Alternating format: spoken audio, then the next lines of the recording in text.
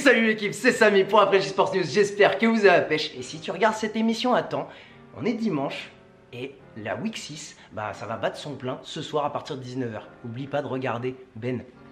Où ça?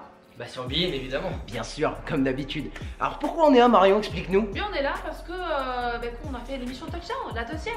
Et oui, sur Winamax TV, donc on a réinvité la Dream Team, Samy. Et puis Benjamin pour faire tous les pronostics de la saison. Ça s'est super bien passé jusqu'au moment où Ben a décidé de parler sur Andy Reid, dire que les Jacksonville Jaguars vont perdre. Et dire que les Eagles ne seront pas champions cette Ah oui, en plus. Ouais, c'était ça, j'étais déjà au sol à ce moment-là. La Week 6, c'est un moment très intéressant pour rediriger un petit peu les saisons de plein d'équipes. On a 3 questions et on va voir ce que ça va donner. La première question de Marion. Alors moi les gars, j'aimerais bien savoir quel joueur vous avez trouvé le plus excitant en ce début de saison. Non, moi je vais vous laisser la parole. Je vais en prendre un en attaque et un en défense, comme ça on fait pas de jaloux. En attaque, je dirais Saquon Barkley, parce que clairement le rookie est à la hauteur des attentes. Il est en train d'exploser le nombre de yards sur ses 6 premiers matchs de la saison. Il est en train aussi de suivre Kareem Hunt, donc clairement Saquon Barkley en attaque et en défense. Khalil Mack, parce que l'adaptation à Chicago, passer du soleil californien au froid polaire de l'Illinois, ça lui a pas posé de problème. À Chicago, il est comme un ours dans l'eau, on dit ça comme ça, dans la rivière qui va chasser le saumon. Bref, Khalil Mack est monstrueux, il éclate tous les quarterbacks qui croisent sa route, donc voilà. Barkley et Mack. La défense, ça voyage bien et surtout Barkley qui fait un taf génial sans ligne offensive, en tout cas avec peu de ligne offensive. On peut le dire, on se le dise. Qu'est-ce que t'en penses Marion? C'est qui ton joueur à toi? Écoute, moi je suis assez bluffé par Patrick Mahomes. Ouais, parce qu'il avait fait, c'est vrai, il avait entreaperçu son talent en fin de saison dernière.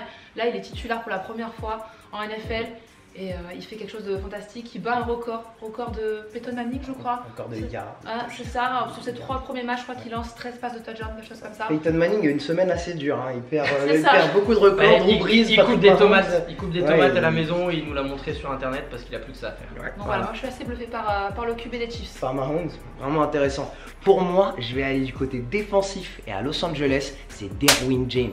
D'habitude, quand on parle de joueurs excitants, on va du côté offensif, mais Derwin James est vraiment en train de prendre cette ligue et vraiment faire un travail énorme. C'est un peu un nouveau Jamal Adams, c'est un nouveau Earl Thomas. Il fait des sacs, il réussit à choper des quarterbacks, il réussit à intercepter des ballons. C'est vraiment intéressant et j'ai hâte de le voir avec une intersaison dans les jambes où il va pouvoir un peu analyser les habitudes de Demaryius Thomas, les habitudes de Amari Cooper, où vraiment il va pouvoir décortiquer ses joueurs et revenir avec un petit peu plus dans le cerveau sur le terrain. Je dis pas tout ça parce qu'il l'avait mis en révélation de début de saison dans sa vidéo et qu'il veut pas se contredire. Non, écoute, on continue là-dessus. L'an dernier, Alvin Kamara, cette année, Derwin James.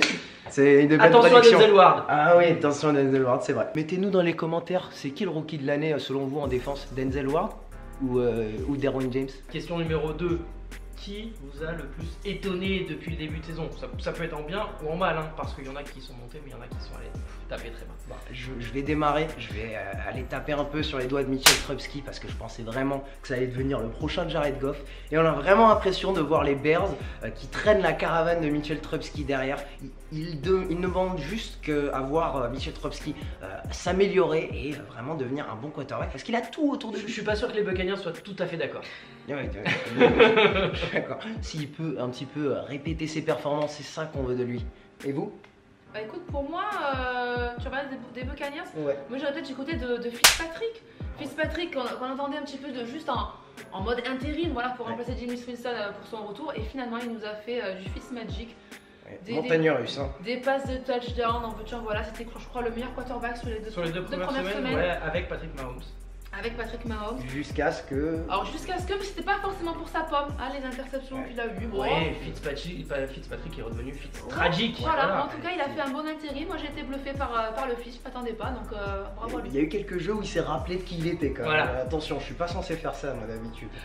Et donc Patrick Mahomes, justement, puisqu'on continue, on essaie de trouver des liens comme ça pour rebondir et tout. Patrick Mahomes, oui, il est excitant, mais surtout, moi, il m'a surpris parce que certes, il était attendu comme une des potentielles révélations de la saison, mais faire ce qu'il a fait sur les premières semaines, gagner ses 5 premiers matchs avec quelques victoires, notamment très importantes, là on l'attend. Clairement, le choc face à New England, ça sera peut-être un révélateur de plus, mais Patrick Mahomes, pour moi, c'est celui qui m'a le plus surpris et de très loin sur ce début de saison. Au niveau statistique, on s'attendait en début de saison qu'il se compare avec Mitchell Trubisky, qu'il se compare avec des joueurs un petit peu de second niveau et maintenant il est autour des Aaron Rodgers, il est même au-dessus des Aaron Rodgers, il est au-dessus des Tom Brady et on va voir s'il va pouvoir tenir ça sur toute la saison.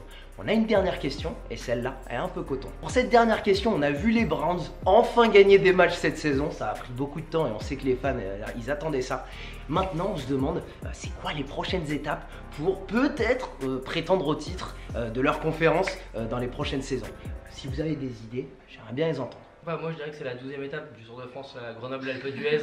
Ça devrait servir, ça devrait être pas mal pour les Browns. Sinon, étant plus sérieux, Cleveland doit continuer. Enfin, il y a une ligne directrice. Enfin, on a l'impression qu'ils savent où ils vont. Ils ont gardé la confiance en Hugh Jackson. Il n'y a pas grand monde qui l'aurait fait après les résultats des 2 dernières saisons. Une seule petite victoire. Et les pièces du puzzle, elles sont là. Elles s'assemblent les unes après les autres. Il y a plein de jeunes joueurs talentueux. Il y a du potentiel en attaque et du potentiel en défense. Vous ramenez quelques petits vétérans qui ont déjà gagné ou qui ont côtoyé les meilleurs pour encadrer tout ça l'an prochain. Vous gardez ce coaching staff, surtout vous gardez cette ligne directrice, vous rechamboulez pas tout au premier soubresaut. Et là, peut-être que Cleveland l'an prochain aura un vrai truc à jouer. Je crois que Benjamin a tout dit, mais effectivement, il y a une statistique que j'avais observée, c'est le turnover le ratio des turnovers. Ils sont à +8, ils sont leaders de la NFL là-dessus. C'est ce qui leur permet, je pense, de gagner des matchs. Donc il faut qu'ils continuent, je pense, dans cette direction. Et tu l'as dit, voilà, ajouter de l'expérience des deux côtés de la ligne. Mais effectivement, il y a un beau potentiel du côté de Cleveland. Enfin, les fans peuvent sourire. Ouais. On voit une équipe vraiment excitante autour de Baker Mayfield et peu de turnover. Baker Mayfield qui protège la balle, la défense des Browns qui est réelle cette année.